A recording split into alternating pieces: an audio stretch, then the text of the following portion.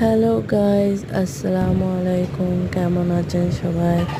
আজকে আরেকটা রেসিপি নিয়ে চলে আসলাম আপনাদের জন্য। আজকে আমি বানাবো হচ্ছে মলা মাছ দিয়ে আম রান্না করব। আমের রেসিপিটা নিয়ে আসলাম। এই তো এক একটা করে মলা মাছগুলো পরিষ্কার করে নিচ্ছি। এরপরে পরিষ্কার হয়ে গেলে তারপর একসাথে এগুলো আমের ছিলকা দিয়েছি। এগুলো না দিলে মাছগুলো নরম হয়ে যাচ্ছিল। তো ফুপু ছিল, উনি বলছে কিছু আমের ছিলকা এখানে ভিতরে দিয়ে দাও, আমটা শক্ত থাকবে। তারপরে আম ছিলকা ছেড়ে নিয়ে ছোটো ছোটো পিসে আমটা কেটে নিব। আমটা রেডি করতেছি মাছে দেওয়ার জন্য। দেখেন কীরকম করে দিব।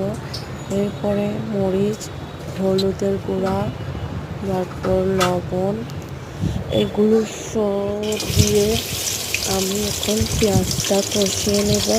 চুলাতে তেল দিয়ে দিচ্ছি, পেঁয়াজ, তারপর যে মরিচ, হলুদ, লবণ নিয়েছি ওগুলো সব একসাথে দিয়ে কষিয়ে নেব।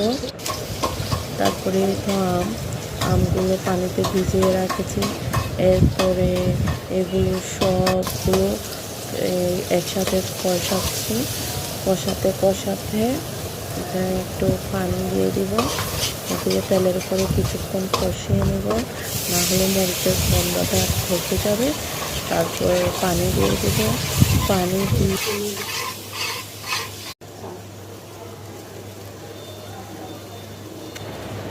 চিনিটা দেখতেছেন, এখানে কিন্তু চিনি দিতে হবে আপনাকে, না দিলে কিন্তু আমের স্বাদটা আসবে না। এটা হচ্ছে আমের মধ্যে মেইন ইনগ্রিডিয়েন্টস, তাহলে আপনার মজাটা আসবে না।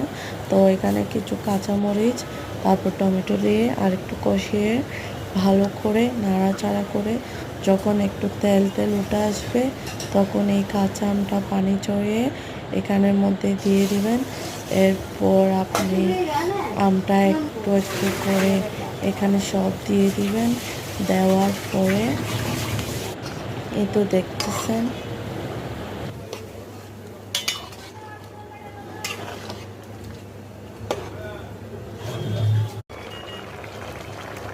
এরপরে আমগুলোর উপরে মাছগুলো ছড়ানো ছিটানো করে চারিদিক দিয়ে দিবেন, কিন্তু নাড়াচাড়া করা যাবে না।